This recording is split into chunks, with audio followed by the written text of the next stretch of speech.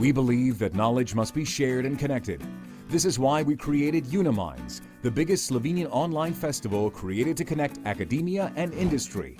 Here, you can find partners and ideas for your challenges and see how the industry and academia can join forces to build a smarter, healthier, and sustainable future. The first editions of the UNI.MINDS showed us the values we need to follow in order to be successful.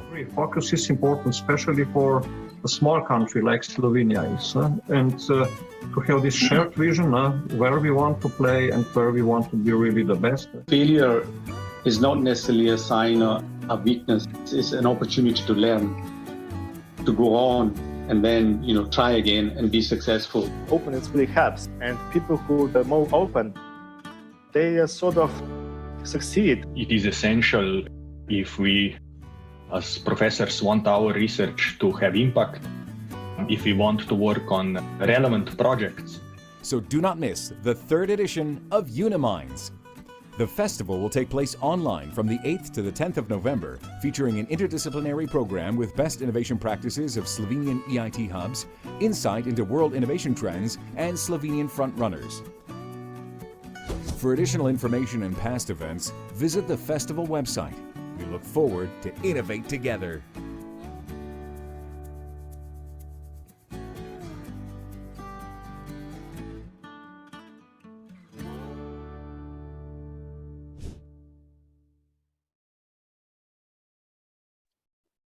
Hello and welcome to the third edition of the UNI.MINDS Festival. My name is Simona Rataj and I come from Knowledge Transfer Office of University of Ljubljana. The mission of the festival is to strengthen industry-academia partnerships and grow the innovation community within and with Slovenia. I feel really privileged to be chairing the session dedicated to food. And when we think about food, many traditional dishes come to our minds, maybe also haute cuisine, which we usually taste on special occasions. But the food science and industry are anything but traditional. We are facing many changes, challenges, and innovation in this sector. Smart agriculture connecting with computer sciences, artificial intelligence, robots, development of new foods, alternative proteins, all aiming at assuring enough food for growing population whilst protecting the environment. I'm sure you will have many questions for our keynote speaker, so I invite you to pose them during the session. Mr. Jörg Hofmann has been working in several countries' professional kitchens with famous chefs. He focuses on trends in culinary products and technology. He develops culinary concepts for a variety of customers. His approach to food is very different, working with European Space Agency, sending food to the universe, and looking forward to include meatless meat to meat lovers. Everything he does with a strong heart for community, our Mother Earth, and for better living for everyone. Dear Jörg, with honor, I kindly invite you to take the stage. Simona, thank you very much for this kind introduction. I think the keynote is not necessary anymore because you said the most of the things. No, honestly, thank you very much giving me the opportunity to share with you my thoughts about food and my deepest beliefs. A different view, that's how the keynote is called today. But what does it actually mean? It's not easy to explain, and I think therefore, you need to understand who I am and where I'm actually coming from. What I'm going to share with you is not something you possibly know already, like trends, consumption analytics, and data.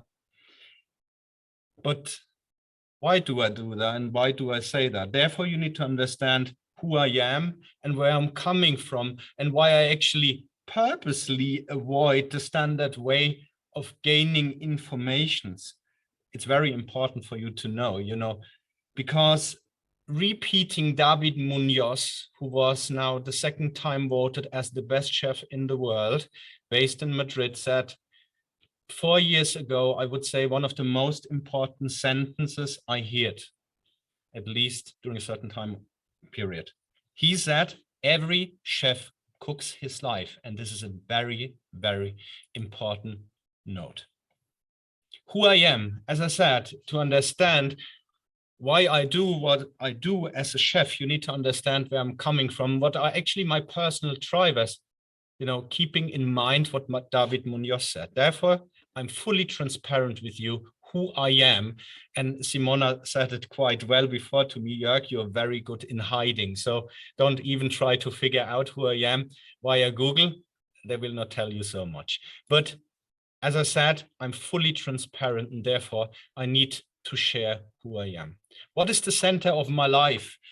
As I called it, first of all, my wife doesn't really like it that I keep saying this. First of all, I'm a chef since 31 years.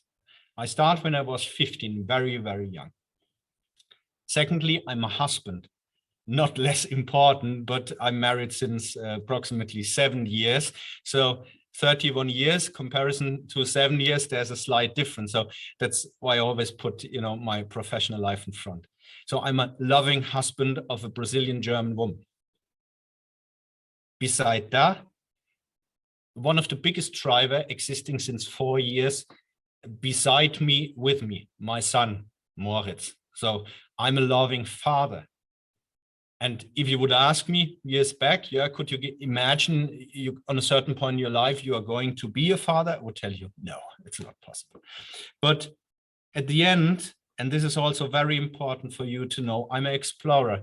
I'm nosy, I'm keen. I would like to know what's going on around me and why things happened as they happen. So I'm raising questions, hopefully also delivering solutions.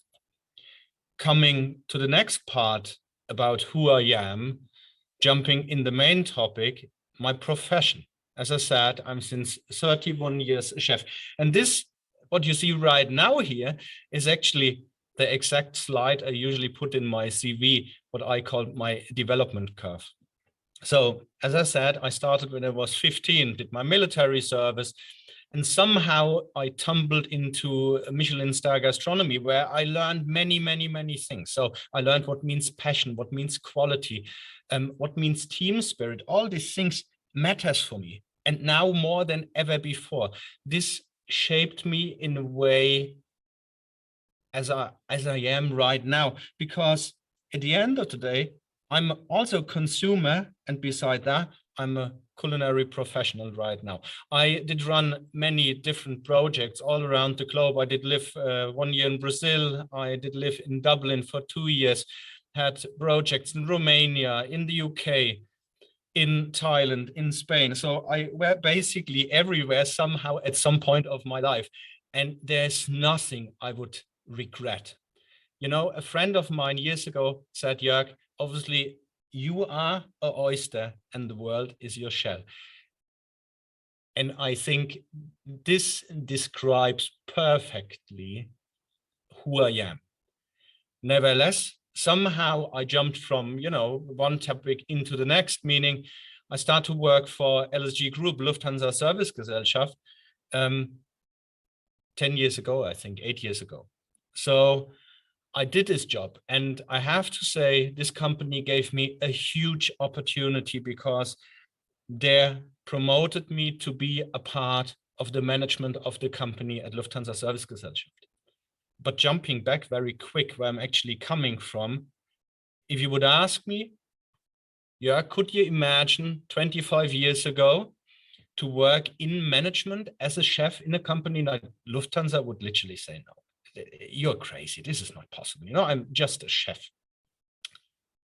So then my life did continue. I did a couple of other things also within Lufthansa Servicegesellschaft, because we start to develop food for the European Space Agency, actually for 3 different astronauts. One of them, and this was the first one, Alexander Gerst, the mission Horizon, followed by David Jean-Jacques from the Canadian Space Agency, and last but not least, Matthias Maurer, and the last mission, Cosmic Kiss. So if you would ask me, saying again, if you would ask me 25 years ago, Jörg, could you imagine as a chef to send food in outer space to the International Space Station and have meetings with astronauts? We are talking about modern heroes.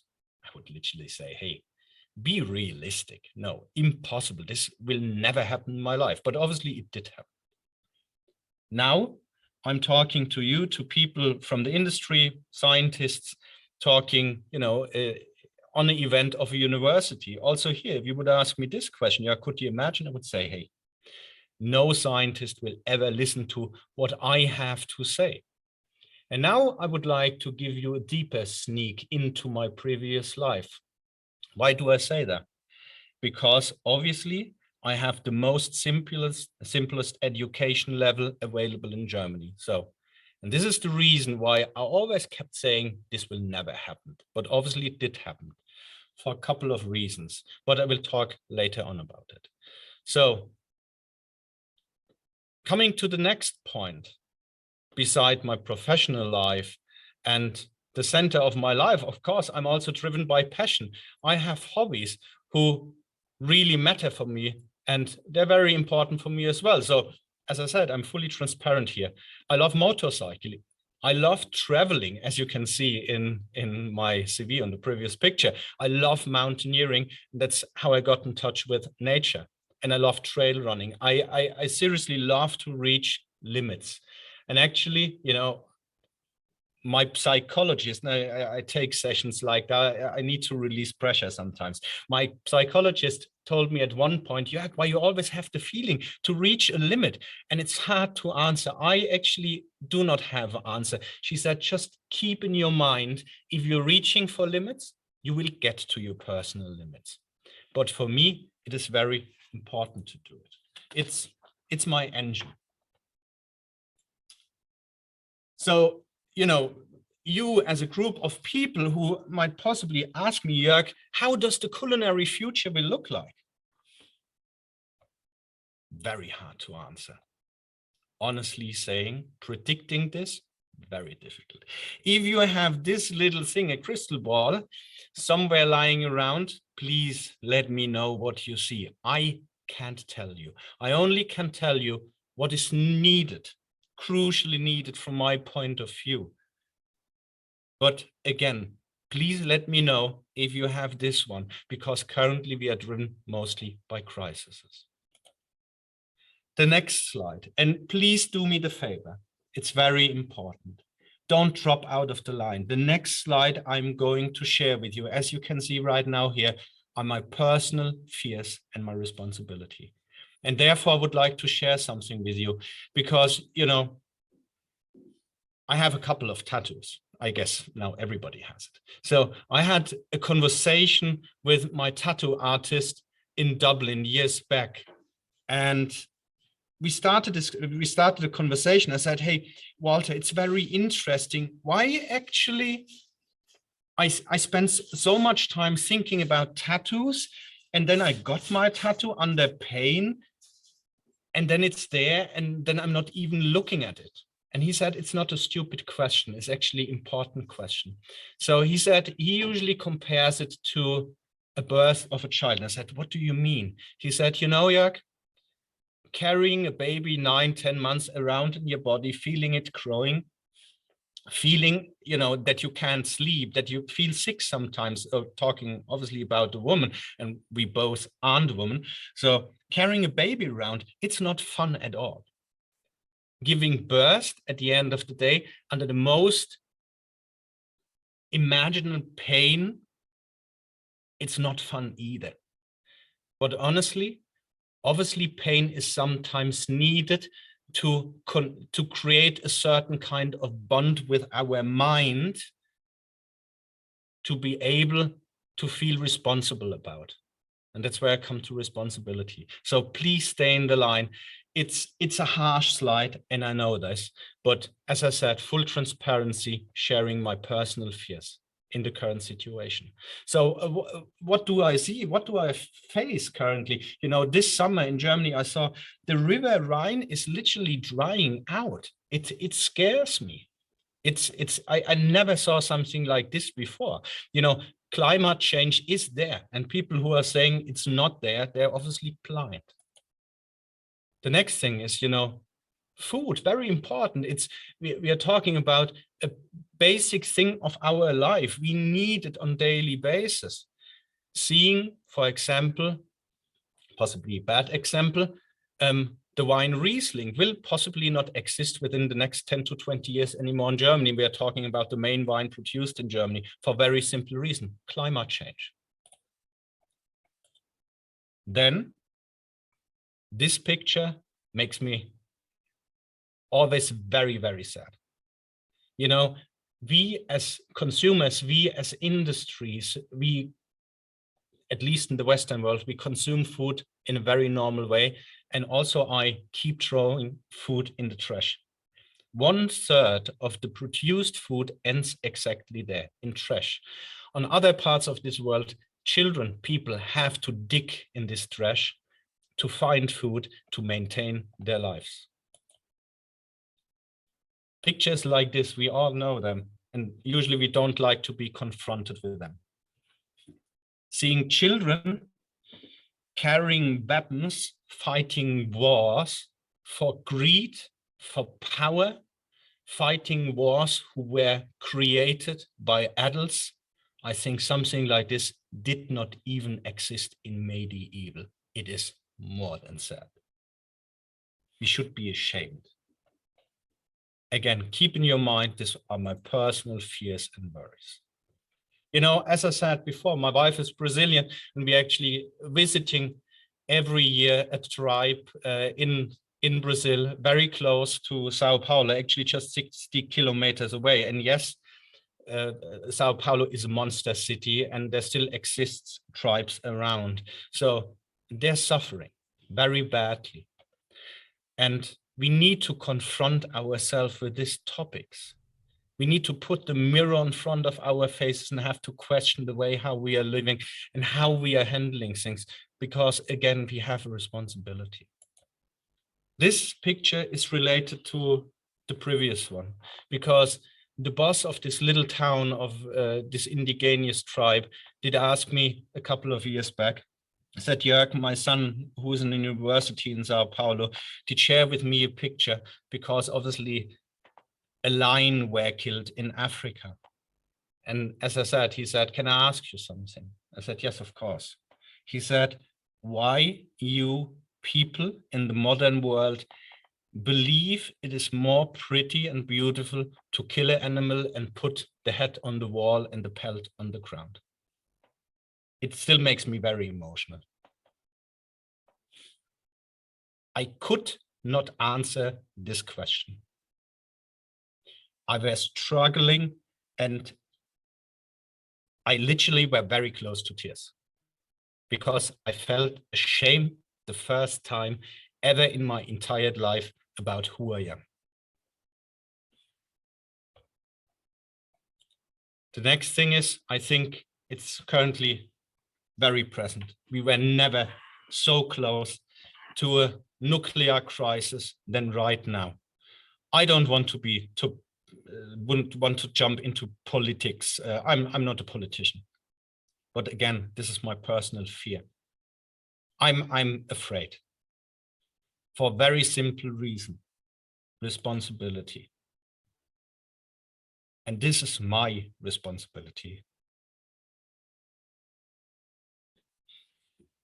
As I said before, you know, my son actually turned last week 4. This is my responsibility. He could not choose. And, you know, I don't want to hand over a world what is broken and destroyed, and possibly receive on a certain point of the life of my son the question, Father, why you didn't do anything against. This is my responsibility, and my deepest fear that my son will ask me something like this. But, you know, coming from the negative part, jumping into the positive part, I strongly believe, based on my experience, because I'm a result of my past, you know, as we all are, based on my experience and everything what I did, belief is the starting point of everything. And yeah, scientists would disagree right now, but I strongly believe everything what you can think of can somehow come real. As I said before, a couple of years ago, when I saw the first time SpaceX rocket leaving the planet, and I was invited by the European Space Agency, by SpaceX and NASA, staying on this beautiful balcony with all the politicians, and then seeing a rocket leaving the planet, knowing food produced by my hands were in there and got delivered to the International Space Station, changed my mind. And I doubt and question that, Jörg, if we are able to do something like that, everything should be possible. And I regret the sentence, the sky is the limit, because the sky is not the limit. Everything is possible. Coming to solutions. So what did we do? And I think it's important information. You know, it's a harsh environment in outer space, no air, no water. So meaning the basics are not there to survive, and there's nothing to be wasted. We sterilized food, something quite common. And to be very honest, I didn't know as a chef how highly sophisticated this technology right now is. The food was good, it was healthy. We were able to maintain vitamins and nutritions within the food. It was good food, healthy food. Yes, in cans, but it doesn't matter. And I can tell you exactly why. Sometimes we need to turn around and look back to possibly find the future lying within the past. And you actually do it also in mountaineering. Sometimes if you start to be afraid about a certain situation where you have to climb through, the advice, what you usually get when you start to get trained is put yourself on self-security, I call it, take a rest, turn around, have a view in this beautiful nature, and you will realize how nice this place is, and then not everything should be driven by your fear if you would like to bring certain things forward. But as I said, you know, sometimes the future lies within the past, and sterilization is something I deeply believe in. For industry, for the end consumer, yeah, there's a long time to go marketing-wise, because the end consumer still believes food in cans is bad, and especially when you don't need to cool it, there must be some secret chemicals inside. No, it's not, and we all know it. It's heat treatment. Our grandmothers did it. Our grandfathers did it in the past, because also there was nothing to be wasted. They didn't really have so much food. In Europe, we had possibly the worst war going on. People were suffering, no reason to waste anything. So that's why they preserved it. Everything what they planned, they preserved. And after years, they took it out of the basement and added. Yes, also my grandmother did it. Jam, they scratched the mold off and said, don't worry, it's just on top. You still can eat what is below. Now, yes, we know it's slightly different. And cancer can be a very bad side effect if you're going to enjoy something like that. But nevertheless, there was no doubt. The food of our grandmothers were the best. And I know if I would see you right now on front of me, and it's also very strange also to talk, you know, to a screen, but I know how you start to smile when you think about the food of your grandmothers. I still remember when my grandmother on Sunday opened the oven, and I still remember the smell of the cake she usually did bake. And yes, all this is created by our limbic system. So memories remain and are created via our sensory, very important. And we use this also in outer space. You know, outer space, you're sitting in a capsule to maximum together with 5 more people, and there is nothing, you know, it's very sterile environment. You only have food to transport who you are and where you belong to. So as I always keep saying, food is the biggest transporter of culture we have on Earth. And you know, after all of this, after I talked to scientists, to astronauts, did a couple of things, you know, and I'm not overrating myself, not at all. I think it is worth to come together and follow the idea of the table round of King Arthur. You know, we as the leaders of industry, you as people from universities, you know, we should give everybody a voice. We are the people who hold the responsibility within our hand and can drive and change certain things, driven by our current and our past.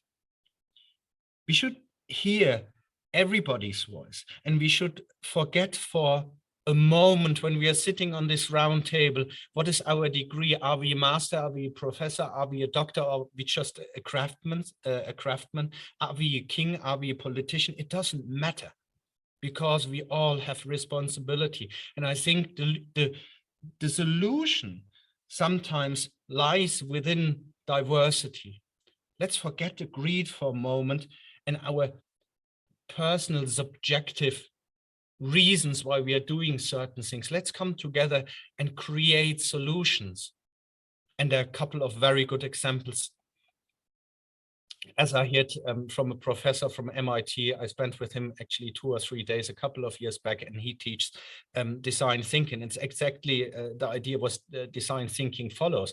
You know, company Mattel in the past had problems with the mold, and after a while they did realize, hey, let's invite a baker because they're handling molds. Maybe they can help us. And yes, that's how they found a solution. So coming together and forget who we are, how rich or how poor we are, we can create solutions.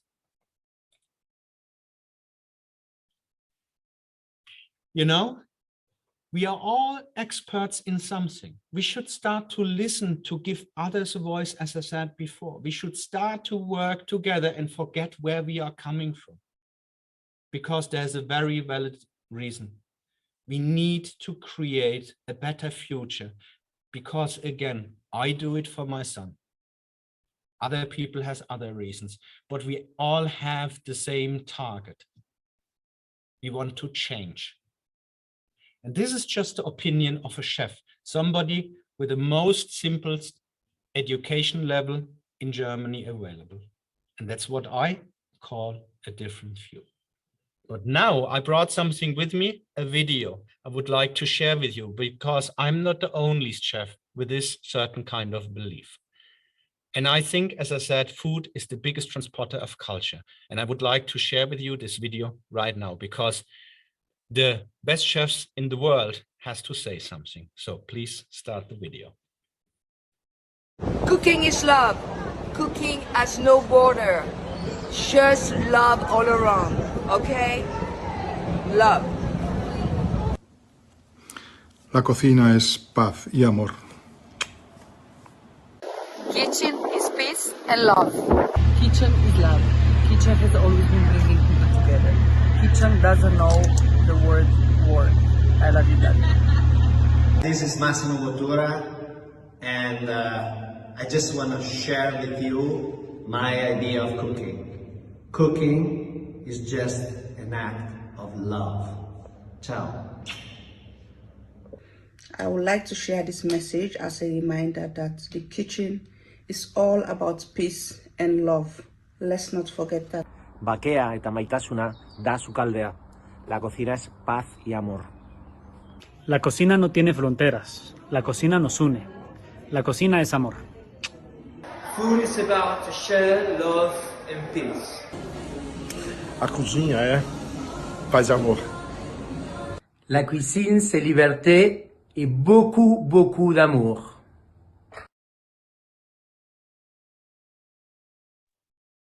Thank you very much, Mr. Hofmann, for your interesting insight into your industry. And thank you to all participants for being with us today. Please join us in the next session, The Future of Food, Fireside Chat with Aleš Kuhar and Daven Višenjak. See you in a minute. Thank you. Thank you, Jörg. Thank you. Thank you.